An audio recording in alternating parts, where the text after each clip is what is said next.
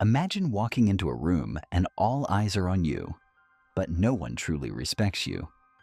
Your words are logical, your appearance is polished, but something invisible is breaking your presence, and you can't figure out why. The strange part? You might be the cause. Small, seemingly innocent actions that silently drain your presence without you realizing it. In this video, we won't talk about charisma or vocal strength. We'll reveal 4 simple daily behaviors, so small it's hard to believe, that are powerful enough to destroy the respect others have for you. What are these behaviors?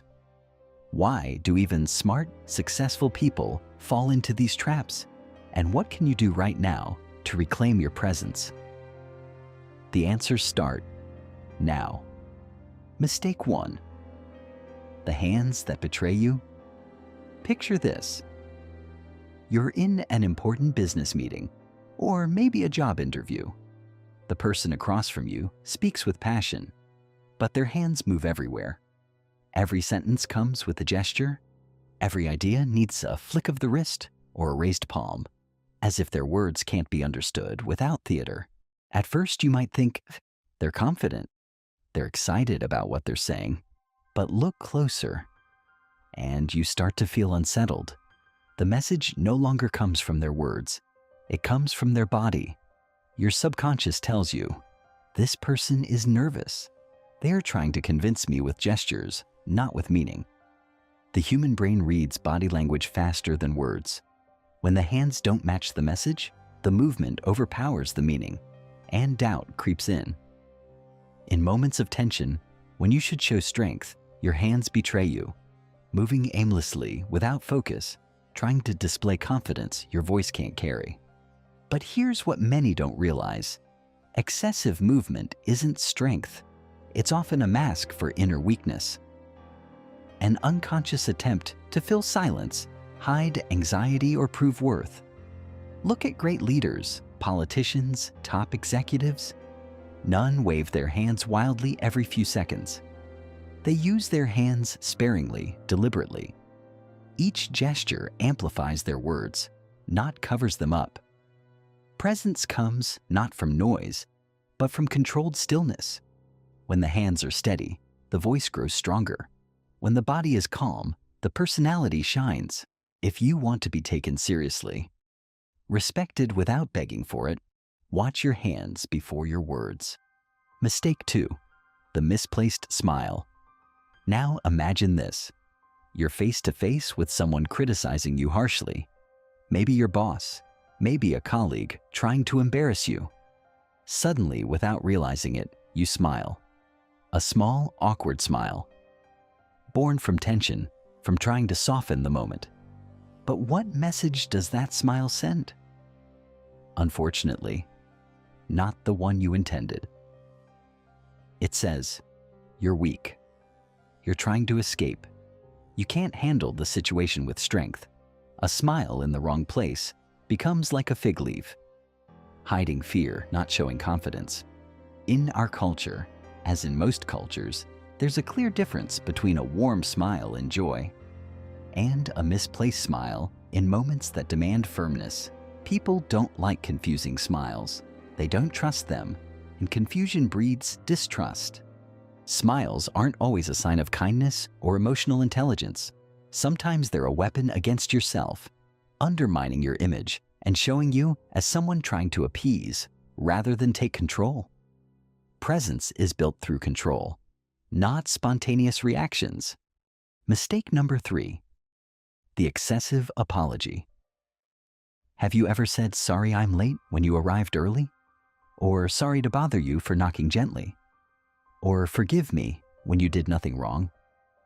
These words may seem polite, but repeated without reason, they broadcast hidden weakness. Every needless apology says, "I'm smaller than this moment. Please accept me." True strength doesn't come from saying sorry at every turn. It comes from knowing when an apology is necessary and when silence is the greater respect for yourself. Mistake number 4, the broken eye contact. Imagine this. You ask someone a direct question. But instead of looking at you, their eyes drop to the floor, searching for an escape. Do you trust their words? Do you believe they're confident? Probably not.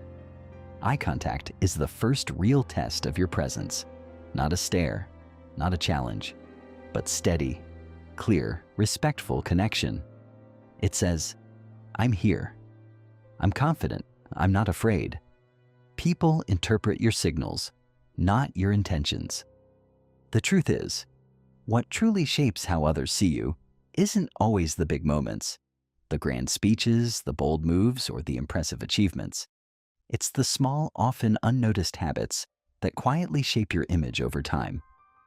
These little actions, the restless, fidgeting hands that can't seem to find stillness, the misplaced smiles that appear when strength is needed most, the apologies offered not because you've done something wrong, but out of a hidden urge to seek approval, and the broken eye contact that silently signals doubt or fear. They are like tiny holes in the hull of a magnificent ship. No one hole sinks that ship immediately. No single habit destroys your presence in an instant. But together, over time, these habits drain your energy, your authority, and the quiet power that commands respect without a word. The ship doesn't sink in a storm. It weakens slowly as water seeps in through the cracks, unnoticed at first, but relentless. And so it is with presence. Your image, your authority, your ability to influence, they are not shattered by one mistake. They are eroded by these small habits, day after day, interaction after interaction, until the world no longer hears your voice the way it should. If you truly want respect, if you want to walk into a room and feel that people are listening before you even speak, if you want your words to carry weight and your silence to speak volumes, then it begins with mastery of these small details. It begins by noticing, acknowledging, and ultimately eliminating these habits that quietly undermine you. Because presence, true presence, is never something given freely by others. It is not handed to you because of a title or a position. It is something you build, brick by brick, choice by choice, moment by moment. It is built through control, through awareness, through the decision to show up fully. Without the noise, without the fidgeting, without the needless apologies. It is built when your hands are steady, your gaze is firm yet kind, your words are thoughtful, and your silence is intentional. Remember this, presence isn't given, it's earned, it's built, and it begins the moment you choose to let go of what weakens you and embrace what makes you unshakable.